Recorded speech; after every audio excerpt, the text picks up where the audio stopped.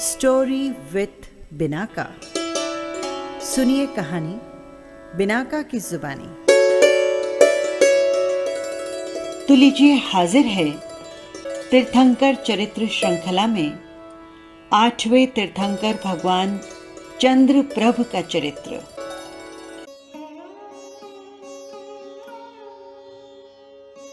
चंद्रान्ना नगरी के स्वामी थे राजा महासेन और उनकी रानी का नाम था लक्ष्मणा।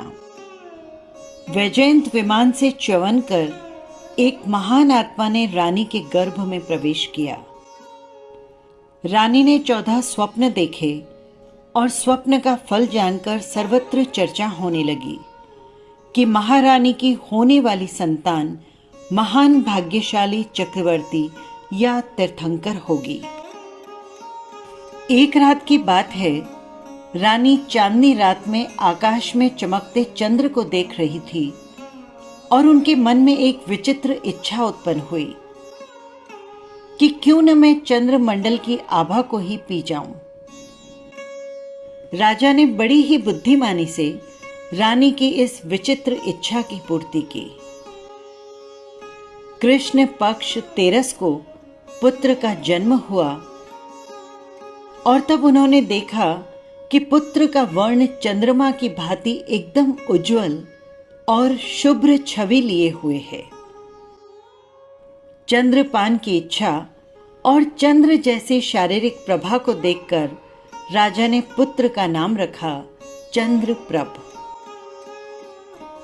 यौवन वय में ही राजपाट त्याग कर महाराज चंद्रप्रभ ने दीक्षा ले ली। 3 महीने की अल्पकालीन साधना के पश्चात आपको कैवल्य ज्ञान की प्राप्ति हो गई। फाल्गुन कृष्णा सप्तमी को धर्म तीर्थ की स्थापना की और उसके बाद सुदीर्घ समय तक संसार में धर्म का प्रकाश फैलाते हुए अंत में संवेद शिखर के पवित्र स्थान पर अनशन पूर्वक शरीर त्याग कर चंद्रप्रभ निर्वाण को प्राप्त हुए और 8वें तीर्थंकर चंद्रप्रभु कहलाए।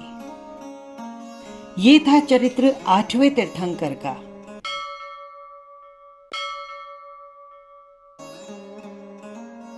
तीर्थंकर चरित्र की श्रृंखला में 9वें तीर्थंकर भगवान सुविधिनाथ का चरित्र।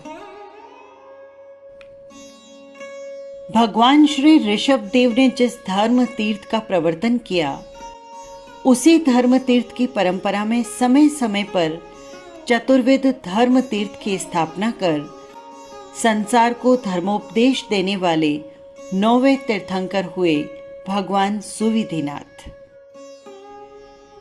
आपका जन्म काकंदी नगरी के सुग्रीव राजा की महारानी रामा की कुक्षी से हुआ। गर्भ प्रभाव से महारानी की बुद्धि का ऐसा विकास हुआ कि कठिन से कठिन और असंभव प्रतीत होने वाले काम करने की विधि महारानी सहज ही बता देती। इस आश्चर्यजनक बौद्धिक विकास को देखकर सभी चकित थे। पुत्र जन्म के उत्सव के समय राजा सुग्रीव ने इसी आधार पर घोषणा की कि हर कार्य की कुशल विधि में निपुणता के कारण हम महारानी के अंग जात का नाम सुविधि रखना चाहते हैं। इसके कुछ समय पश्चात पुत्र को दांत आने के समय माता के मन में पुष्प क्रीड़ा से इच्छा उत्पन्न हुई। माता का पुष्प प्रेम देखकर कुमार का दूसरा नाम पुष्पदंत प्रसिद्ध हो गया। इनके शरीर का वर्ण भी चांदी की भांति श्वेत और उज्ज्वल था।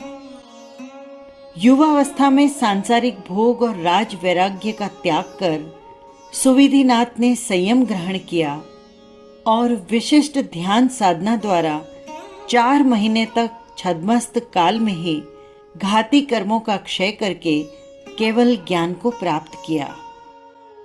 4 तीर्थ की स्थापना करने के बाद अंत में कार्तिक कृष्णा नवमी को संवेद शिखर पर आप मोक्ष पधारे।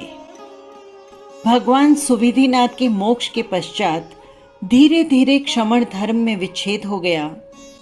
काल प्रभाव से एक भी साधु नहीं बचा लोग श्रावकों से ही धर्म श्रवण करने लगे। श्रावकों में भी धीरे धीरे लोभ की भावना आ गई। श्रावक धर्म सुनाते और बदले में श्रोतागण उनकी अर्थ पूजा करते।